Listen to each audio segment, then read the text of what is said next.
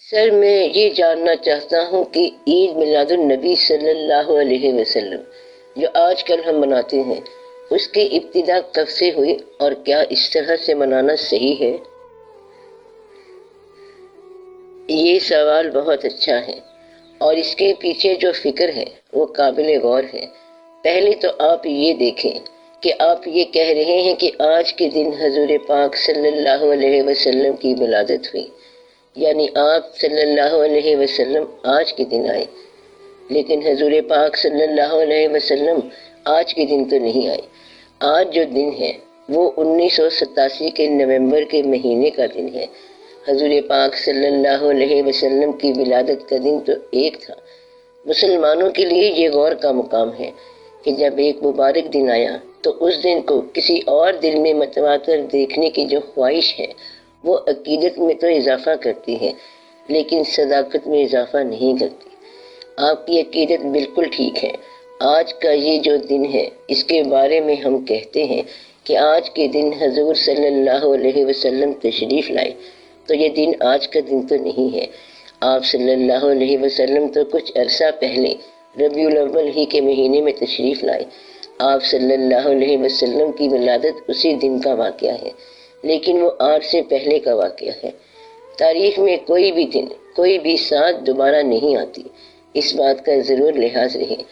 آپ یہ جو آج عید میلاد النبی صلی اللہ علیہ وسلم منا رہے ہیں وہ یاد کے طور پر منا رہے ہیں، یہ دن آج کا نہیں ہے۔ اب اس بات پر ذرا غور کریں۔ جب اس پر غور کریں گے تو پتہ چلے گا کہ ہم اس دن کو یاد کے طور پر مناتے رہے اور تقریب کے طور پر منا رہے ہیں۔ بزرگان دین کے زمانے میں اسے تقریب کے طور پر نہیں منایا گیا، یہ کوئی ریسنٹ ہسٹری ہے۔ یہ واقعہ قریب کے دور میں یعنی ماضی قریب میں ہوا ہے، یعنی ماضی قریب میں اس دن کو اس طرح منایا گیا ہے۔ پہلے بھی میلاد ہوتے تھے، یعنی حضور پاک صلی اللہ علیہ وسلم کو یاد کرنا، نعت پڑھنا اور حضور پاک صلی اللہ علیہ وسلم کی سیرت پر ایک دن مقرر کرنا۔ میں اس جلوس کی بات کر رہا ہوں، ان واقعات کی بات کر رہا ہوں جن کا انداز حضور پاک صلی اللہ علیہ وسلم کی پسند کے علاوہ ہے۔ اس جلوس کو حق نہیں پہنچتا کہ حضور پاک صلی اللہ علیہ وسلم کے نام پر نکالا جائے، کیونکہ اس کا انداز آپ صلی اللہ علیہ وسلم کی پسند کے علاوہ ہے۔ اور اگر ہمیں خوشی کا کوئی موقع ملے تو نور کو واپڈا کی روشنی سمجھتے ہیں۔ نور تو نور ہوتا ہے، اس کا روشنی سے تعلق نہیں ہے۔ یہ روشنیاں تمہارے زمانے کی ہیں۔ بعض اوقات کسی کو کوئی خواب آیا، خیال آیا، عرفان ہو گیا یا مکاشفہ ہوا، اس سے اگر پوچھیں کہ آپ کو کیا محسوس ہوا تھا، کہے گا میں ایک محفل میں گیا، وہاں کیا تھا؟ نور ہی نور تھا۔ کیسے؟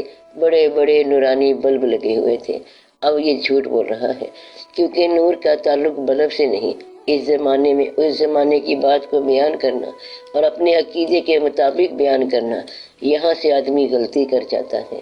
ایک بات یاد رکھیں کہ مشاہدہ عین حق ہوتا ہے۔ جس بزرگ سے کبھی کسی کی ملاقات ہوئی، وہ جس زمانے میں ملاقات ہوئی، خواب میں یا عرفان میں یا مشاہدے میں، تو وہ ملاقات عین صحیح اسی زمانے کے ماحول میں ہوگی۔ یا آپ کے زمانے میں اگر وہ زندہ جاوید ہے تو آپ کے زمانے میں وہ آپ جیسی کوئی بات بتا کر چلا جائے گا۔ اس لیے آپ کا یہ سوال کہ میلاد کب سے منایا جا رہا ہے، تو یہ حال ہی میں واقعہ ہوا ہے۔ میلاد منانا اچھی بات ہے، لیکن بات غور طلب ہے۔ میلاد منانے کا طریقہ یہ ہے کہ تم درود شریف پڑھو، باوضو بیٹھے رہو، حضور پاک صلی اللہ علیہ وسلم کے نام پر لوگوں پر رحمتیں کرو اور دشمنوں کو معافی دو اور دوستوں سے معافی مانگو۔ کہنے کا مطلب یہ ہے کہ صرف جلوس نکال لینا میلاد نہیں ہے، یہ صرف تقریب کے طور پر ہے۔ چونکہ ہم مسلمان ہیں اور ہم مقدس دنوں کے حساب سے چلتے ہیں، تو حضور پاک صلی اللہ علیہ وسلم کی یاد کوئی جیسے بھی منا رہا ہے وہ ٹھیک ہے، لیکن حضور پاک صلی اللہ علیہ وسلم کی یاد منانا اور آپ صلی اللہ علیہ وسلم کی زندگی کے مطابق نہ چلنا، میرے خیال میں یہ درست نہیں ہے۔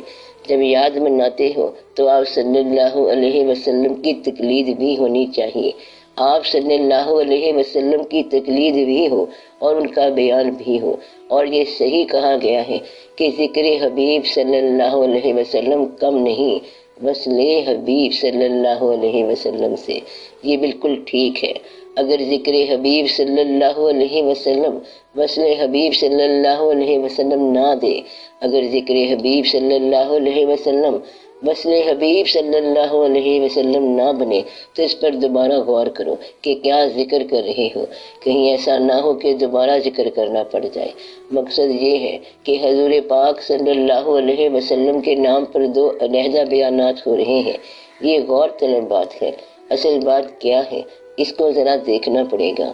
تو یا رسول اللہ صلی اللہ علیہ وسلم کہنے اور یا رسول اللہ صلی اللہ علیہ وسلم نہ کہنے پر تمہارے ملک میں بڑا جھگڑا ہو چکا ہے، اس پر ذرا غور کرنا چاہیے۔ دیکھنا یہ ہے کہ عشق اور محبت کیا پیدا کر رہے ہیں۔ حضور پاک صلی اللہ علیہ وسلم کے معاملے میں یہ غور طلب بات ہے۔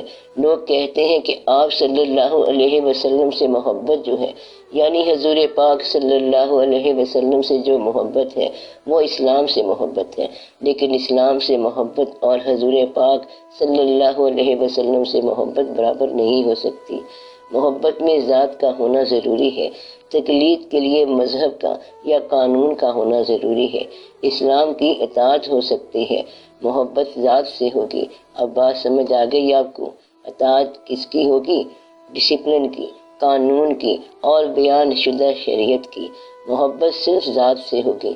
تو محبت کا تقاضا کیا ہے؟ محبت کا تقاضا یہ ہے کہ جہاں سے منع کیا گیا ہے وہاں منع ہو جاؤ، اور جہاں چلنے کا حکم دیا گیا ہے وہاں چل پڑو، اور رمل اور عمل سے منع کیا گیا ہے، رمل اور عمل بند کر دو۔ وہ آپ کرتے نہیں ہیں، بلکہ قرآن سے فالے نکالتے ہیں۔ آپ رملیات کرتے رہتے ہو، عملیات کرتے رہتے ہو۔ مقصد یہ ہے کہ جس بات سے آپ کو حضور پاک صلی اللہ علیہ وسلم نے منع کیا ہے، آپ اس بات سے منع نہیں ہوئے۔ آپ کو منع کیا گیا کہ مزار پرستی نہ کرو، لیکن آپ نہیں باز آ سکتے، آپ مجبور ہیں۔ کہتے ہیں محبت زیادہ ہو گئی ہے، اس لیے اب ہم مزار پرستی سے پرے نہیں رہتے۔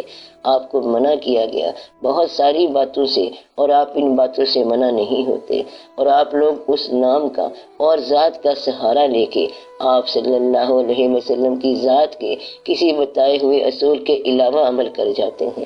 اس لیے یہ غور رہے کہ میلاد النبی صلی اللہ علیہ وسلم اصل میں یہ ہے کہ آپ صلی اللہ علیہ وسلم کے فرمان پر عمل کیا جائے۔ یہ جلوس کا نام نہیں ہے، روشنی کا نام نہیں ہے، اور بلب لگانے کا نام نہیں ہے۔ اصل میلاد حضور پاک صلی اللہ علیہ وسلم سے محبت کے نام پر ملت اسلامیہ یا امت محمدی صلی اللہ علیہ وسلم کی طرف رجوع کرنا، اور اس میں ایک اجتماع پیدا کرنا ہے۔ ہمارے ہاں جتنے بھی سلاسل آئے ہیں، ان میں حضور پاک صلی اللہ علیہ وسلم کی محبت کے مختلف طبقے آئے ہیں اور مختلف انداز آئے ہیں۔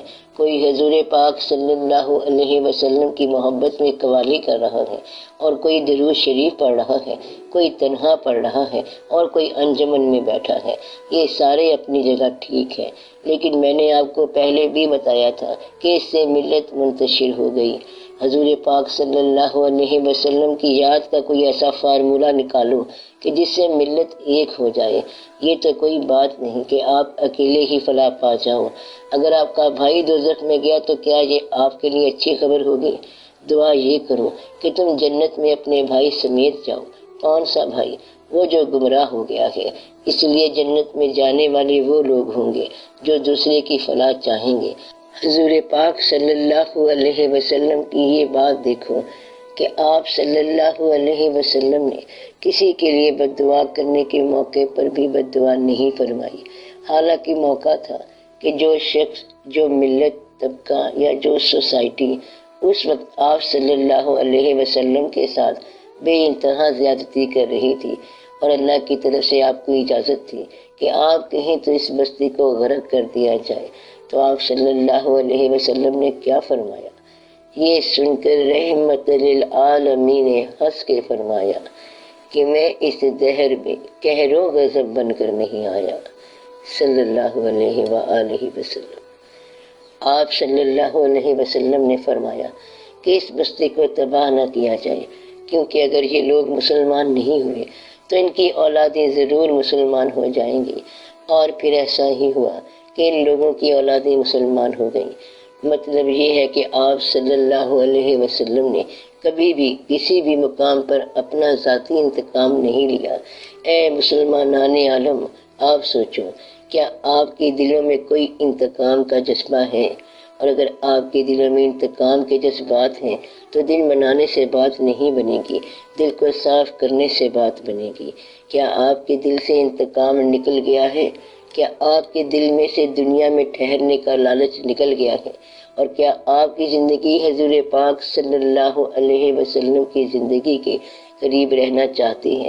فرض کرو کہ آپ کو مل جائے اور یہ اختیار مل جائے کہ دونوں میں سے ایک چیز چن لو، ایک طرف پیسہ ہے اور ایک طرف غریبی ہے، اور غریبی کے ساتھ حضور پاک صلی اللہ علیہ وسلم کی محبت ہے، تو آج کے زمانے میں بہت کم لوگ ایسے ہیں جو غریبی اور حضور پاک صلی اللہ علیہ وسلم کی محبت کو اکٹھا قبول کریں گے۔ اور عام طور پر درد غربت گدے میں پلتا ہے۔ حضور پاک صلی اللہ علیہ وسلم کی محبت کے چراغ جہاں بھی جلے ہیں وہاں درد اور غربت بھی ضرور ملتے ہیں۔ حضور پاک صلی اللہ علیہ وسلم کی محبت میں آپ زندگی کی تھوڑی سی ابتلا بھی قبول کر لیا کرو۔ اگر آپ کے اندر جائز ناجائز خفیہ اور غیر خفیہ دولت کو حاصل کرنے کا جذبہ بند ہو جائے تو حضور پاک صلی اللہ علیہ وسلم کی محبت بڑھ جاتی ہے۔ آپ اپنے بھائیوں کے لیے دعا کرو تو حضور پاک صلی اللہ علیہ وسلم کی محبت بڑھ جاتی ہے۔ جس شخص نے رشتہ داروں اور قرابت داروں سے قطع تعلق کر لیا تو حضور پاک صلی اللہ علیہ وسلم کی مزاج میں وہ پسندیدہ شخص نہیں ہے۔ صلہ رحمی اور قطع رحمی کا پورا مضمون آپ صلی اللہ علیہ وسلم نے فرما دیا ہے۔ حضور پاک صلی اللہ علیہ وسلم نے واضح طور پر فرما دیا ہے کہ کس طرح آپ نے لوگوں کو ڈیل کرنا ہے۔ حضور پاک صلی اللہ علیہ وسلم کی محبت یہ ہے کہ اللہ کی اطاعت کی جائے، اور اللہ کی محبت یہ ہے کہ حضور پاک صلی اللہ علیہ وسلم کی اطاعت کی جائے اور ان سے محبت کی جائے۔ اس راستے پر چلنے سے یہ بات سمجھ آتی ہے کہ عید میلاد النبی صلی اللہ علیہ وسلم کی جو تقریب ہم منا رہے ہیں یہ بھی تھوڑا عرصہ پہلے کی بات ہے، اس کے پیچھے سند نہیں ہے۔ جس طرح داتا صاحب رحمۃ اللہ کے بارے میں یہ سند نہیں ہے کہ داتا صاحب رحمۃ اللہ کسی مزار پر آئے تھے، بلکہ مزار پر نہیں آئے تھے، لیکن ہم ان کے مزار پر جاتے ہیں۔ داتا صاحب رحمۃ اللہ جب تشریف لائے تو وہ کسی آستانے پر نہیں آئے تھے، بلکہ کوئی واقعہ کرنے آئے تھے۔ خواجہ غریب نواز رحمۃ اللہ اجمیر شریف میں کسی آستانے پر نہیں گئے۔ اب یہ دو معتبر ہستیاں ہیں جو بغیر کسی آستانے کے کسی کام پر گئے۔ اب یہ بھی غور طلب بات ہے کہ داتا صاحب رحمۃ اللہ اور خواجہ صاحب رحمۃ اللہ دو معتبر ہستیاں ہیں جو حضور پاک صلی اللہ علیہ وآلہ وسلم کی محبت میں سرشار تھے۔ یہ کسی آستانے پر نہیں بلکہ کسی کام پر گئے، یعنی کسی اسلامی کام پر گئے۔ جس شخص نے حضور پاک صلی اللہ علیہ وسلم کی امت کی فلاح کی دعا کی وہ حضور پاک صلی اللہ علیہ وسلم کو مقبول ہوا، یعنی وہ شخص جو یہ کہتا ہے کہ یا رب العالمین اس امت پر رحم فرما، تو امت کون ہے؟ جب آپ کہتے ہیں اس امت پر رحم فرما تو اس میں آپ کا وہ مخالف بھی شامل ہو گیا جو کلمہ پڑھ رہا ہے لیکن آپ کو نہیں مانتا، یعنی ایسا بندہ جو اسلام کو اچھا سمجھتا ہے اور تمہیں اچھا نہیں سمجھتا۔ اب غور کرو اس بندے کا تمہارے ساتھ کیا تعلق بنتا ہے۔ یہ شخص اسلام کو تو اچھا سمجھتا ہے لیکن تمہیں اچھا نہیں سمجھتا، تمہارا مخالف ہے اور اسلام کے حق میں اچھا ہے۔ اب تم اس آدمی کے حق میں دعا نہیں کر سکتے، حالانکہ اس کے لیے دعا کا حکم ہے۔ کون آدمی؟ جو اسلام کو اچھا سمجھے اور تمہیں اچھا نہ سمجھے۔ تم اپنے ناپسند کرنے والے کے لیے کبھی دعا نہیں کر سکتے۔ یہ حضور پاک صلی اللہ علیہ وسلم کی محبت کا بڑا ضروری حصہ ہے۔ کون سا حصہ ضروری ہے؟ وہ آدمی جو تمہیں ذاتی طور پر پسند نہ کرتا ہو اور اسلام کو پسند کرتا ہو، اس کے لیے دعا کرو۔ اب یہ کب ہوگا کہ تم اس کے لیے دعا کرو؟ یہ تب ہوگا جب تم اس کو ناپسند نہ کرو گے۔ حضور پاک صلی اللہ علیہ وسلم کی محبت میں یہ بہت ضروری ہے۔ اب یہ فارمولہ بن گیا کہ اپنی پسند اور ناپسند کو بغیر حضور پاک صلی اللہ علیہ وسلم کی سند کے استعمال نہ کرو، جب تک وہ سند نہ ملے کسی کو ناپسند نہ کرنا۔ اگر وہ حضور پاک صلی اللہ علیہ وسلم کا پسندیدہ آدمی ہوا اور تم نے ناپسند کیا تو تم کبھی بھی حضور پاک صلی اللہ علیہ وسلم کے قریب نہیں جا سکتے۔ مثال کے طور پر حضور پاک صلی اللہ علیہ وسلم کے زمانے میں یہ بڑا ٹیسٹ ہوا کہ ایک سیاہ فام غلام حضور پاک صلی اللہ علیہ وسلم نے مسلمانوں کی سوسائٹی میں نازل فرما دیا۔ اب وہ عرب سوسائٹی بڑی نستعلیق سوسائٹی تھی۔ وہ لوگ رنگ کا خیال کرنے والے اور مرتبے کا خیال کرنے والے اور زبان کا خیال کرنے والے تھے، اور ادھر ایک غلام کو اتنی بڑی فوقیت مل گئی۔ اب ان کو یہ بتانا تھا کہ یہاں فوقیت حضور پاک صلی اللہ علیہ وسلم سے تقرب کی ہے اور خون کی نہیں ہے، فوقیت یہاں خدمت کی ہے، نسل کی نہیں۔ فوقیت حضور پاک صلی اللہ علیہ وسلم کے مزاج کی ہے، تمہارے مزاج کی نہیں۔ اس لیے جب حضور پاک صلی اللہ علیہ وسلم کے مزاج کی فوقیت مان لو گے تو پھر آپ کا اپنا مزاج ختم ہو جائے گا۔ اپنے مزاج کو ان کے تابع کر دینے والا حضور پاک صلی اللہ علیہ وسلم سے محبت کر سکتا ہے، ورنہ ان کی محبت کا دم نہ بھرنا۔ اگر آپ کو کبھی دین اور دنیا کو سلیکٹ کرنے کا چوائس مل جائے تو دنیا کو ترک کر دینا۔ ایک دفعہ ایسا ہوا کہ حضور پاک صلی اللہ علیہ وسلم ایک جگہ تشریف لے گئے۔ ایک صحابی رضی اللہ تعالیٰ عنہ مکان بنا رہے تھے۔ مکان کا گنبد ذرا پختہ اور بلند ہو گیا۔ حضور پاک صلی اللہ علیہ وسلم وہاں سے خاموش ہو کر چلے گئے۔ شام کو وہ صحابی گئے، سلام کیا، آپ صلی اللہ علیہ وسلم نے جواب نہیں دیا۔ پھر سلام کیا، جواب نہیں دیا آپ صلی اللہ علیہ وسلم نے۔ تو صحابی رضی اللہ تعالیٰ عنہ کو سمجھ آ گئی کہ بات کیا ہے۔ باہر جا کر صحابہ کرام رضی اللہ تعالیٰ عنہ سے پوچھا کیا بات ہے؟ آج حضور پاک صلی اللہ علیہ وسلم نے میرے سلام کا جواب نہیں دیا، کیا مجھ سے کوئی خطا ہوئی ہے؟ انہوں نے کہا خطا تو کوئی نہیں ہوئی، تمہارے مکان کے پاس سے گزرے تھے اور اسے حضور پاک صلی اللہ علیہ وسلم نے دیکھ کر کچھ ناپسند فرمایا۔ وہ صحابی رضی اللہ تعالیٰ عنہ گئے اور انہوں نے وہ مکان گرا دیا، پھر واپس آ کر سلام کیا۔ حضور پاک صلی اللہ علیہ وسلم نے جواب دیا۔ آپ صلی اللہ علیہ وسلم نے فرمایا تم یہاں رہنا چاہتے ہو جبکہ ہم یہاں سے نکلنا چاہتے ہیں۔ بات اتنی ساری ہے کہ یہاں رہنے کا مقام ہی نہیں ہے۔ وہ شخص جو حضور پاک صلی اللہ علیہ وسلم کی محبت کا دم بھرتا ہے اس کو سمجھ لینا چاہیے کہ حضور پاک صلی اللہ علیہ وسلم کی محبت جو ہے وہ اس دنیا سے فارغ ہونا ہے۔ اگر محبت مانگتے ہو تو ایک ایک کر کے اپنے ہاتھ کے سارے جذباتی کبوتر اڑا دو اور ایک ایک کر کے ہر شے کو چھوڑ دو، پھر اللہ جانے اللہ کے کام جانے۔ چھڑا کے دامن بتوں سے اپنا غبار راہ حجاز ہو جا، یعنی یہاں سے ساری وابستگی چھوڑ کر آپ حضور پاک صلی اللہ علیہ وسلم کے بتائے ہوئے راستے پر چل پڑو۔ تو یہ ہے حضور پاک صلی اللہ علیہ وسلم کی محبت۔ حضور پاک صلی اللہ علیہ وسلم کی محبت ان لوگوں سے پوچھو جن لوگوں نے ساری عمر خربوزہ نہیں کھایا۔ ایک بزرگ خربوزہ ہاتھ میں لیے بیٹھے تھے مگر کھاتے نہیں تھے۔ کسی نے پوچھا کہ خربوزہ نہیں کھاتے؟ فرمایا کہ مجھے پتہ نہیں چل رہا کہ حضور پاک صلی اللہ علیہ وسلم خربوزہ کس طریقے سے کاٹتے تھے۔ جب تک مجھے سند نہ ملے کس طرح کھاؤں؟ اور پھر ساری عمر خربوزہ نہ کھایا۔ یعنی کہ حضور پاک صلی اللہ علیہ وسلم کی ایک عادت کو ساری عمر کا سفر نامہ بنا لیا کہ اس کے مطابق سفر کرنا ہے۔ جہاں جہاں سے حضور پاک صلی اللہ علیہ وسلم گزرے ہیں ان لوگوں کو وہاں سے گزرنے کی خواہش اور تمنا رہی ہے۔ ان لوگوں کو پتہ تھا کہ حضور پاک صلی اللہ علیہ وسلم کی محبت کیا ہے۔ آپ لوگ خود دیکھیں کہ اس محبت کا اعجاز کیا ہے۔ آپس میں لڑنے والے اور سال ہر سال لڑنے والے اور نسل در نسل لڑنے والے آخر کار ایک محفل میں آ کر بیٹھ گئے۔ یہ حضور پاک صلی اللہ علیہ وسلم کا اعجاز تھا۔ آپ صلی اللہ علیہ وسلم نے متفرق قبائل کو جمع کر دیا، تو متفرق کو اجتماع میں لانا حضور پاک صلی اللہ علیہ وسلم کا اعجاز ہے، اور اب آپ لوگ پھر ایک قسم کی تفریق میں آ گئے ہیں۔ اب آپ خود دیکھیں ہمارے اسلام میں کیا ہے۔ جمعیت نمبر 1، جمعیت نمبر 2، اول مسلم لیگ، دوم مسلم لیگ، سوم مسلم لیگ، اسلام کے نام پر بننے والے بے شمار جماعتیں، اور جماعت اسلامی بھی ایک جماعت ہے کہ اس کے بعد کسی کو اسلامی کہلانے کا حق نہیں ہے۔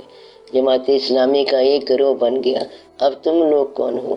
اس کے علاوہ ہی ہوگے، اور تمام مشائخ کرام اور ان کے تمام واقعات دیکھو۔ حقیقت یہ ہے کہ ایک حضور پاک صلی اللہ علیہ وسلم کا دیا ہوا دین ہے، ان کا پسندیدہ دین ہے، اور اس کے ضابطے، حدود اور خطوط مقرر ہو چکے ہیں۔ اب اس حویلی کے اندر اپنے الگ الگ کمرے الاٹ کرانے سے کیا آپ حضور پاک صلی اللہ علیہ وسلم کو خوش کر رہے ہیں؟ آپ جب کہتے ہیں کہ یہ لوگ اور وہ لوگ، یہ کتاب اور وہ کتاب، تو کیا اس سے حضور پاک صلی اللہ علیہ وسلم کو خوشی ہو رہی ہے؟ یہ ساری کتابیں حضور پاک صلی اللہ علیہ وسلم کے بعد کی لکھی ہوئی ہیں۔ حضور پاک صلی اللہ علیہ وسلم کے زمانے کی کتاب صرف قرآن پاک ہے۔ قرآن کی تفسیر بھی بعد کی بات ہے۔ اگر تفسیر چھوڑ دو اور صرف قرآن پڑھو تو انشاءاللہ سب آپ کو سمجھ آ جائے گا۔ حضور پاک صلی اللہ علیہ وسلم کی سیرت پڑھا کرو، اور محبت کا اعجاز یہ ہے کہ محبت سیرت آشنا کر دے گی۔ محبت کتاب سے نہیں بلکہ عطا سے ملتی ہے، یہ بات یاد رکھنے کی ہے۔ محبت کا اعجاز یہ ہے کہ محبت مزاج آشنا کر دے گی۔ مزاج کتاب سے نہیں ملے گا بلکہ توجہ سے ملے گا، آپ صلی اللہ علیہ وسلم کی مہربانی سے ملے گا، اور یہ مہربانی آج بھی ہے۔ اور جیسا کہ میں نے پہلے بتایا تھا کہ حضور صلی اللہ علیہ وسلم کی جو حدیث کتابوں میں ہے وہ بھی حدیث ہے، اور آج بھی حدیث جاری ہے۔ جن جن لوگوں سے حضور پاک صلی اللہ علیہ وسلم جو کچھ فرما رہے ہیں اور آج کل فرما رہے ہیں وہ بھی حدیث ہے۔ آپ صلی اللہ علیہ وسلم کی سیرت اور آپ صلی اللہ علیہ وسلم کے وصال کے بعد کی سیرت جو ہے یہ آج بھی جاری ہے، تبھی تو آپ قیامت تک کے لیے ہیں، بلکہ قیامت سے بھی بعد کے لیے، اور ہمیشہ ہمیشہ کے لیے آپ صلی اللہ علیہ وسلم کا سایہ موجود رہے گا۔ اس بات کو ذہن میں رکھو۔ میں نے پہلے بھی آپ کو بتایا تھا کہ اگر حضور پاک صلی اللہ علیہ وسلم ایک دور سے شروع ہوتے ہیں اور ایک دور پر ان کا وصال ہو جاتا ہے تو گزرے ہوئے دور پر اتنی بڑی عمارت بنانا آپ کے بس کی بات نہیں۔ آپ صلی اللہ علیہ وسلم کا دور ساتھ ساتھ چل رہا ہے، اور پھر درمیان میں ایک پردہ بھی ہے۔ یہ پردہ کیا ہے؟ اس کو اس طرح سمجھیں کہ آپ سمندر کے کنارے بیٹھے ہیں، اور سمندر ہمیشہ ہمیشہ کے لیے ایک ابدی زندگی ہے۔ وہ جو پہلے گیا یا بعد میں گیا وہ برابر ہے، سمندر تو وہی ہے۔ جب زمان و مکان سے آگے آ گئے تو وہاں پر تو وقت بھی نہیں ہے، وہاں کوئی سیکنڈ نہیں ہے، وہاں کوئی منٹ نہیں ہے، وہاں کے لمحات ہی اور ہیں۔ اس لیے یہ جو فاصلے ہیں ہماری نگاہ میں ہیں، یہ فاصلے ہمارا پردہ ہی ہے۔ آج ہم ہیں اور ایک دن ہوگا کہ ہم نہیں ہوں گے، پھر اس ہونے اور نہ ہونے کے باوجود آپ حضور پاک صلی اللہ علیہ وسلم کی محبت میں رہو۔ اس طرح آپ حضور پاک صلی اللہ علیہ وسلم کے قریب آ سکتے ہو۔ ہونے اور نہ ہونے کا مطلب کیا ہے؟ یعنی وصال کے وقت بھی، موت کے وقت بھی اور غم کے وقت بھی جس شخص کی محبت میں فرق نہ آیا وہی شخص حضور پاک صلی اللہ علیہ وسلم کی محبت کے قریب ہوگا، اور جس شخص میں خوشی، غمی اور موت کے وقت فرق آ جائے وہ اس محبت کے قریب نہیں آ سکتا۔ اور اگلی بات یہ بتا رہا ہوں کہ کبھی حضور پاک صلی اللہ علیہ وسلم سے آپ کی ملاقات ہو جائے، اور اللہ کرے ضرور ہو جائے، تو وہ شخص جو حضور پاک صلی اللہ علیہ وسلم سے کسی دنیاوی آرزو کا سوال کرے اس کو محبت نہیں ہوگی۔ مقصد یہ کہ وہ جدا ہونے والا آدمی ہوگا، کوئی نقلی آدمی ہوگا کہ وہ آپ صلی اللہ علیہ وسلم سے روشنی لے کر جانا چاہتا ہے، تو حضور پاک صلی اللہ علیہ وسلم کی محفل سے کسی کام کی غرض سے اٹھ کر جانے والا اس محفل کا آدمی نہیں رہے گا۔ حضور پاک صلی اللہ علیہ وسلم سے محبت کرنے والا کون ہے؟ جس کو آپ صلی اللہ علیہ وسلم کا عشق نصیب ہو جائے، وہ باقی عشقوں کو بھول جاتا ہے اور وہ باقی فرائض بھی بھول جاتا ہے۔ ایسے شخص کے فرائض بدل جاتے ہیں، اس کا عنوان بدل جاتا ہے اور اس کے واقعات بدل جاتے ہیں۔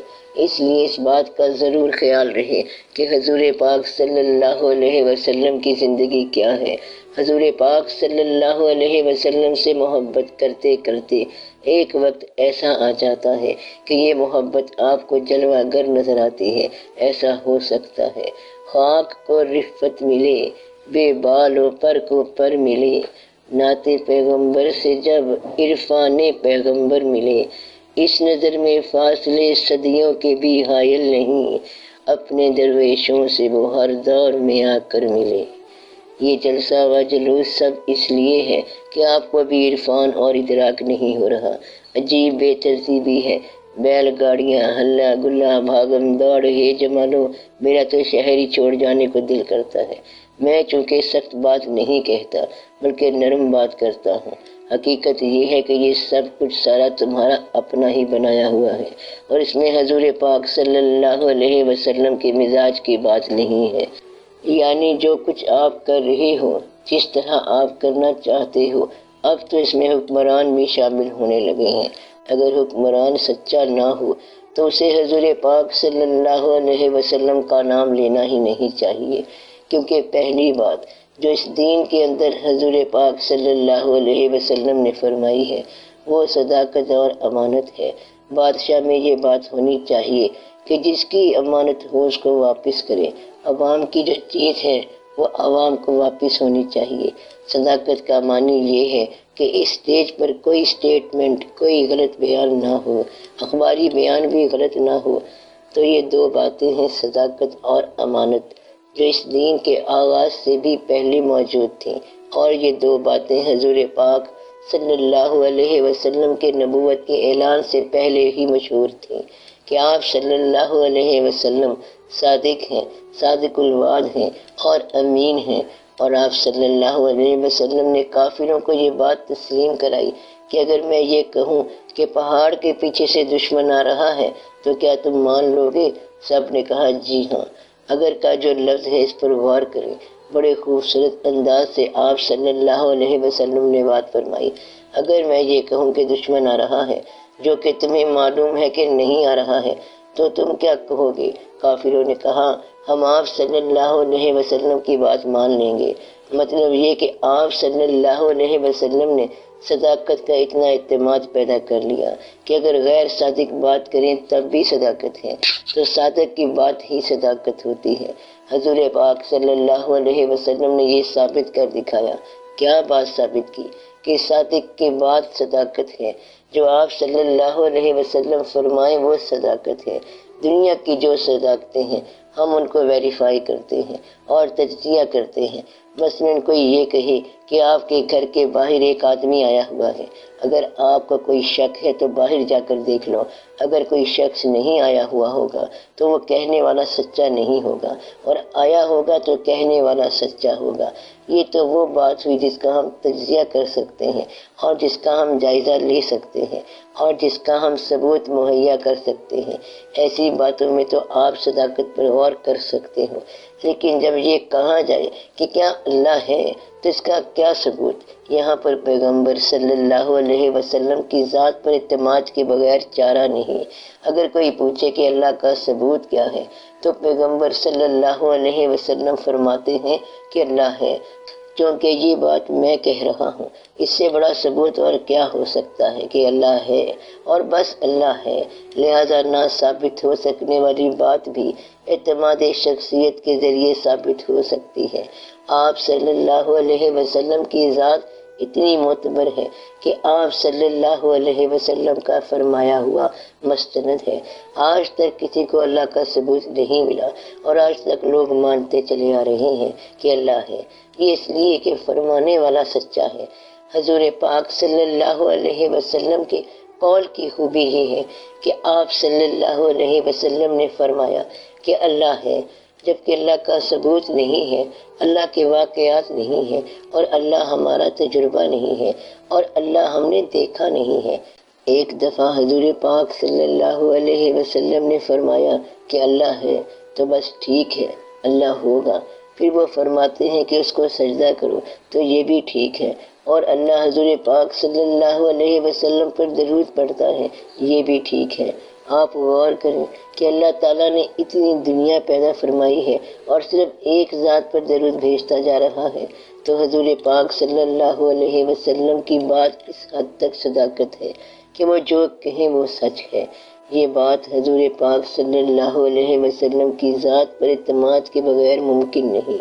پھر جب معراج شریف کا واقعہ ہوا اور حضرت ابو بکر صدیق رضی اللہ تعالیٰ عنہ سے کہا گیا کہ تمہارے نبی صلی اللہ علیہ وسلم یہ بات کہہ رہے ہیں، تو انہوں نے کہا جب آپ صلی اللہ علیہ وسلم فرما رہے ہیں تو ٹھیک ہے، ایسا ہی ہوگا۔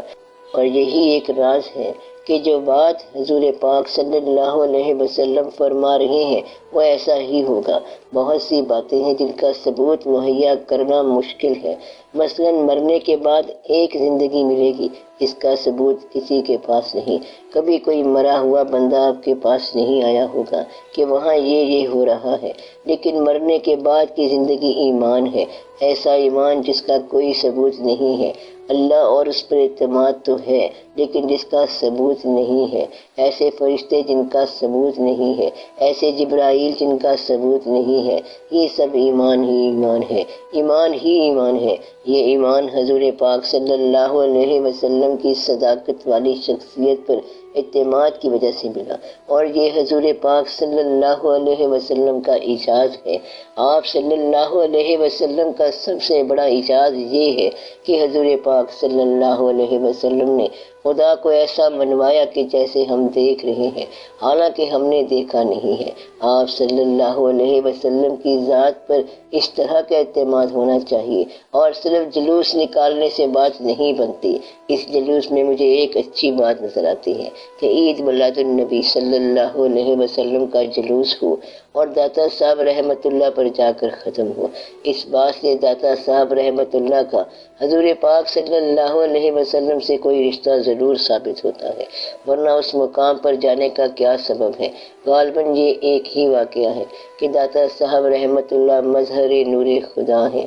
پھر اس میں ایک اور بات دیکھو کہ جب جاننے والے منانے کا کوئی پروگرام نہیں بنا رہے تو نہ جاننے والے کچھ نہ کچھ تو کریں گے، نہ جاننے والے ہلا گلا چاہتے ہیں، رونق چاہتے ہیں۔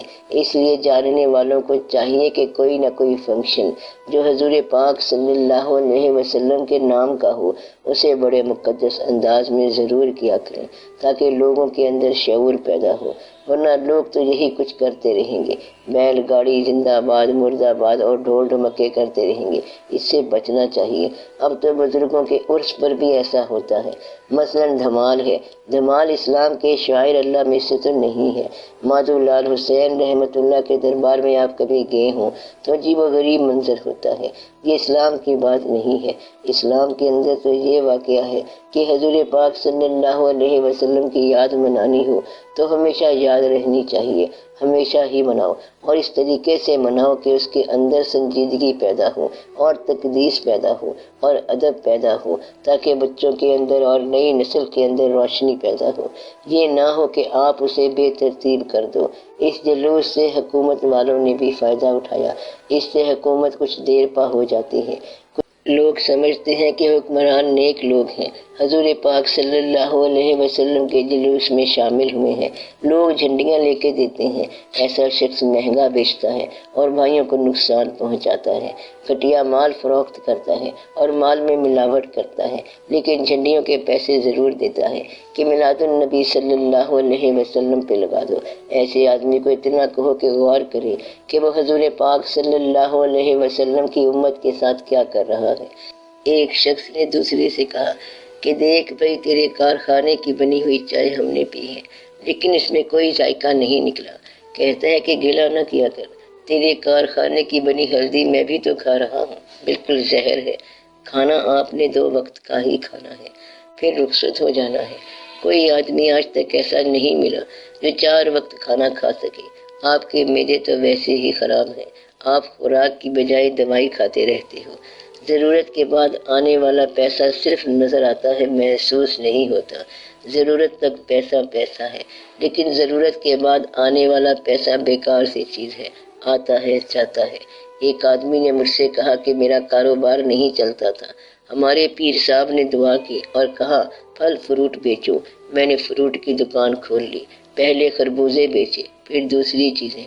اب اللہ کے فضل سے میری اپنی دکان ہے اور روزانہ 1000 روپے کی آمدن ہو جاتی ہے۔ سیل بڑھتی ہے، آمدن بڑھتی ہے، رونق لگی ہے۔ اب وہ کرتا یہ تھا کہ 20 روپے والی چیز 50 روپے میں بیچتا تھا۔ اب اپنے بھائی سے زیادہ منافع اپنے پیر صاحب کا نام لگا کر لے لیتا تھا۔ اس میں نہ تو پیر خوش ہوتا ہے اور نہ حضور پاک صلی اللہ علیہ وسلم خوش ہوں گے۔ کہیں تم حضور پاک صلی اللہ علیہ وسلم کے نام پر حضور پاک صلی اللہ علیہ وسلم کے بتائے ہوئے راستے کے علاوہ نہ چل پڑنا۔ اس بات کا اندیشہ ہے، اس کا خیال کرنا، کہیں ایسا نہ ہو کہ یاد بناتے ہوئے آپ بہک جاؤ، اور پھر کہیں ایسا نہ ہو کہ ہمیشہ کے لیے آپ پر یادیں بنانے کی پابندی لگ جائے۔ آج جس طرح ہوتا ہے داتا صاحب رحمت اللہ کے عرس پر کہ عرس منانے والے کسی آدمی نے کشف المحجوب نہیں پڑھی، منانے والے بھاٹی گیٹ تک جلیبی کھا کے آ گئے اور کہتے ہیں سبحان اللہ، داتا صاحب رحمت اللہ کا عرس ہے۔ سبحان اللہ، کیا جلیبی ہے؟ اب آپ ہی بتاؤ، جلیبی سے کیا تعلق داتا صاحب رحمت اللہ کا؟ پھر کہتا ہے کہ چلو رونق میلہ بھی دیکھیں۔ اب اس نے رونق میلے کا نام داتا صاحب رکھ لیا ہے۔ اگر آپ کو حضور پاک صلی اللہ علیہ وسلم کی یاد حضور پاک صلی اللہ علیہ وسلم کے قریب نہیں لے کے جا رہی تو پھر آپ کو احتیاط کرنی چاہیے اور غور کرنا چاہیے۔ پھر آج کا دن آپ کے لیے مبارک ہو گیا۔ کوئی شخص یہ کہے کہ میں آج نصف شب کو حضور پاک صلی اللہ علیہ وسلم کے نام کے 2 رکعت نفل ضرور پڑھوں گا اور میں فلاں وقت درود شریف پڑھوں گا، اور یہ کہ آپ صلی اللہ علیہ وسلم نے فرمایا ہے تو میں تقلید کرتا ہوں اور میں بھائی کو معاف کرتا ہوں، اور یہ کہے کہ ایک آدمی کو میں نے تکلیف دی تھی اور آج کی وجہ سے میں اس سے معافی مانگ لیتا ہوں، ایسی صورت میں آج کا دن مبارک ہے۔ آپ غصہ بھی کرتے ہو، لالچ بھی کرتے ہو، نفرتیں بھی کرتے ہو، مال جمع بھی کرتے ہو، اس کی گنتی بھی کرتے ہو، دنیا کی آرزو کے پیچھے بھاگے دوڑے پھرتے ہو، اور پھر حضور پاک صلی اللہ علیہ وسلم کی محبت کا نام بھی لیتے ہو۔ یہ سب اتنا مکینیکل نہیں ہے، یعنی یہ محبت مشین کی طرح نہیں ہے۔ آپ کا دل کہے اور آپ کی روح کہے کہ الصلاۃ والسلام علیک یا رسول اللہ، یہ درود شریف پڑھا جائے، غور سے پڑھا جائے، آنسوؤں سے پڑھا جائے۔ میں نے پہلے بھی بتایا تھا کہ روزانہ پڑھا جائے۔ اب میں آپ کو حضور پاک صلی اللہ علیہ وسلم کے میلاد کی نظم سناتا ہوں۔ مبارک اہل ایمان کو کہ ختم المرسلین آئے، مبارک صد مبارک بانی دین مبین آئے، مبارک ہو کہ دنیا میں شہ دنیا ودی آئے، چراغ طور آئے زینت عرش بری آئے، کہ حسن ذات دینے کے لیے ذوق یقین آئے، مبارک ہر جہاں کو رحمت للعالمین آئے۔ یہ روز کن سے بھی پہلے زمانے کی کہانی ہے، دو عالم میں محمد کا نہ تھا ثانی نہ ثانی ہے، فنا زیر قدم ان کی بقا پر حکمرانی ہے، محمد کے غلاموں تک کی ہستی جاودانی ہے، سراپا عشق حق بن کر حسینوں کے ہنسی آئے، مبارک ہر جہاں کو رحمت للعالمین آئے۔ وہی حامیم و طٰہٰ ہیں، مدثر ہیں، مزمل ہیں، مکرمنا بنی آدم کی تفسیر مکمل ہیں، امام الانبیاء ہیں، نور ہیں، انسان کامل ہیں، خدا خود میر مجلس ہیں، محمد شمع محفل ہیں، دلوں کو نور دینے کے لیے نور مبین آئے، مبارک ہر جہاں کو رحمت للعالمین آئے، دم عیسیٰ ید بیضا سے آگے ہے مقام ان کا، کلام اللہ کی تفسیر ہے گویا کلام ان کا، حیات جاوداں دیتا ہے دنیا کو پیام ان کا، خدا ہی جانتا ہے کس قدر پیارا ہے نام ان کا، گناہ گاروں نہ گھبراؤ شفیع المذنبین آئے، مبارک ہر جہاں کو رحمت للعالمین آئے، در و دیوار طیبہ کے خوشی سے جگمگاتے ہیں، فضائیں رقص کرتی ہیں، پرندے چہچہاتے ہیں، ملائک حور و غلما راہ میں آنکھیں بچھاتے ہیں کہ سلطان زمانہ دہر میں تشریف لاتے ہیں۔ جبین آسمان جھکتی ہوئی سوئے زمیں آئے، مبارک ہر جہاں کو رحمت للعالمین آئے۔ دو عالم کے دلوں کو نور دیتا ہے جمال ان کا، یہ جاں ان کی یہ دل ان کا، صفت ان کی کمال ان کا، یہ دن ان کا چراغ ان کے، فراق ان کا وصال ان کا۔ غلام کمتری واصف علی کو ہے خیال ان کا، محمد کی غلامی میں قلوب العاشقین آئے، مبارک ہر جہاں کو رحمت للعالمین آئے، صلی اللہ علیہ وآلہ وسلم۔ بات اتنی ساری ہے کہ آپ سب درود شریف پڑھو اور ہر آدمی حضور پاک صلی اللہ علیہ وسلم سے دعا کرے کہ یا رسول اللہ صلی اللہ علیہ وسلم امت پر رحم فرمائیں۔ اب وقت ایسا آ گیا ہے کہ انتشار ہو گیا ہے، آدمی آدمی سے الگ ہو گیا ہے، فرقہ فرقے سے الگ ہو گیا ہے، ایک دوسرے سے طبقے الگ الگ ہو گئے ہیں، کہیں ایسا نہ ہو کہ ملت مٹ جائے۔ دعا یہ کرو کہ یا رب العالمین یا رسول اللہ صلی اللہ علیہ وسلم امت کو اکٹھا فرمائیں، ملت کو اکٹھا فرمائیں، ان کو پھر عہد رفتہ کی طرف رجوع عطا فرمایا جائے۔ جس طرح آپ صلی اللہ علیہ وسلم پہلے رحمت للعالمین بن کے تشریف لائے ہیں، اسی طرح آج آپ صلی اللہ علیہ وسلم کی یاد رحمت للعالمین کرے تاکہ ہمارے اندر سارے انتشار دور ہو جائیں۔ یہ دعا کیا کرو کہ یا رب العالمین رحم فرما، یا اللہ تعالیٰ اس امت پر ملت پر رحم فرما، آمین یا رب العالمین۔ حضور پاک صلی اللہ علیہ وسلم کی سب سے بڑی شان یہ ہے کہ آپ صلی اللہ علیہ وسلم غریبوں میں غریب ہیں اور بادشاہوں میں بادشاہ۔ جس انداز سے اپروچ کرو گے تو آپ کو حضور پاک صلی اللہ علیہ وسلم کی شان ملے گی۔ محبت سے کرو، دل سے دنیا داری آرزو نکال دو، پھر اللہ تعالیٰ اور اللہ کے حبیب صلی اللہ علیہ وسلم رحم فرمائیں گے۔ سب سے بڑی دعا یہ ہے کہ یا اللہ ہمیں اپنے محبوب صلی اللہ علیہ وسلم کی محبت فرما، آمین یا رب العالمین۔ حضور پاک صلی اللہ علیہ وسلم کی محبت کے چراغ روشن ہوں، واقعی چراغوں میں حضور پاک صلی اللہ علیہ وسلم کی محبت روشن ہو۔ یا اللہ ہم خالی تقریب منانے والی قوم نہ بن جائیں، خالی جلوس نکالنے والی قوم نہ بن جائیں، خالی جلسے کرانے والی قوم نہ بن جائیں۔ ان جلسوں اور جلوسوں میں اگر وہ روح ہے تو یہ جاری رہیں، اگر نہیں ہے تو انہیں بند کرا، یا رب العالمین۔ یا اللہ روح والی بات نافذ فرما تاکہ صداقت کے ساتھ اسلام کا بول بالا ہو، آمین یا رب العالمین۔